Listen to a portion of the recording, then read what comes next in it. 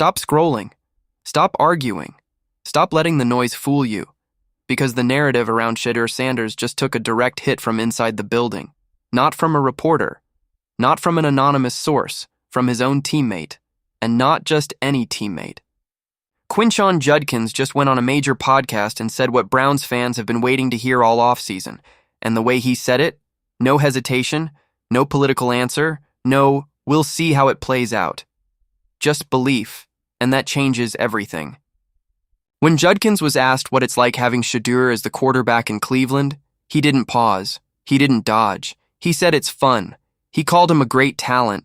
He talked about his personality, said they spend time together outside the facility, said they're locked in on details at practice. But then came the real question. Is he a leader? Judkins didn't blink. He said to be a quarterback, you have to have the locker room. You have to have a voice. And he made it clear the guys believe in him. That's not hype. That's not a marketing line. That's a running back who shares a huddle with him every single day, telling you what the temperature inside that locker room really is. And here's why that matters more than any debate show segment. Quinshon Judkins isn't some fringe roster player fighting for reps. He's a second-round pick, one of the most explosive backs in his class. Nearly 3,000 rushing yards in college. A player analyst said Cleveland got it a steal.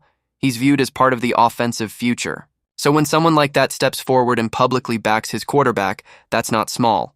That's foundation-level support. But this didn't just start yesterday. The signs were there from the beginning. Back in rookie minicamp, there was that now viral moment. Practice field, cameras rolling. Shedeur notices Judkins' uniform details aren't right. Walks over and tells him straight up, "This is the NFL, fix it." It was funny, it was light, but it was revealing. Because leaders notice details. They hold people accountable, even when it's small, not screaming, not performing, just sharp. That was the first glimpse. But then things got real. Week 16 against Buffalo. Tight game. Shedeur reads the defense, checks down to Judkins on a swing route. Linebacker Matt Milano diagnoses it perfectly. The hit was immediate. Judkins went down. Didn't get up the same way. Carted off. Dislocated ankle. Fractured fibula. Season over. And here's the part nobody can fake. After the game, Shedeur didn't just talk about the loss. He talked about his teammate. He said it hurt seeing him go down. Said they were just talking about life the day before. Said he felt bad because he threw the ball. He didn't have to say that. Film would show it was the correct read. But that's not how he processed it. He felt it personally. That's not just quarterback responsibility. That's connection. And when you combine that with Judkins now publicly saying the locker room believes in him, that's not coincidence. But it gets bigger, because Judkins isn't the only voice. During Super Bowl week, Myles Garrett was asked directly if Shedeur is the guy in Cleveland. No hesitation. That's who we're looking at as the guy. That's the defensive player of the year, the face of the franchise, the man with 23 sacks last season, the locker room alpha. When someone like that speaks, people listen, and he didn't hedge. He didn't say, "We'll see." He pointed. That's an endorsement. And then there's Todd Monken, new head coach, offensive architect, fresh system coming in. Here's what most people missed. Monken actually tried to draft Shedeur when he was in Baltimore.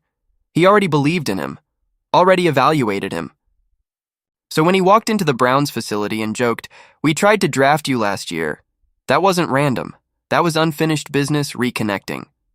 Monken has publicly praised Shedeur's playmaking, his movement in the pocket, his ability to extend plays. That's scheme fit. That's vision alignment. Now, yes, there's the Deshaun Watson shadow, the contract, the injuries, the still-to-be-determined comments in press conferences.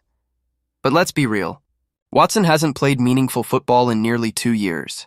2 Achilles injuries, shoulder surgery, ACL repair, a QBR that ranked near the bottom of the league during his Browns tenure, and Monken would be professionally reckless to name a Week 1 starter in February. That's not doubt. That's process. Meanwhile, insiders have reported Cleveland plans to add offensive help, not chase another quarterback. That's quiet confidence. And when you zoom out, the pattern becomes obvious. Judkins says the locker room believes. Garrett says he's the guy. Monken already wanted him. Insiders say optimism remains high. And Shedeur himself? Calm, composed, talking about daily improvement, building small goals, embracing competition. T.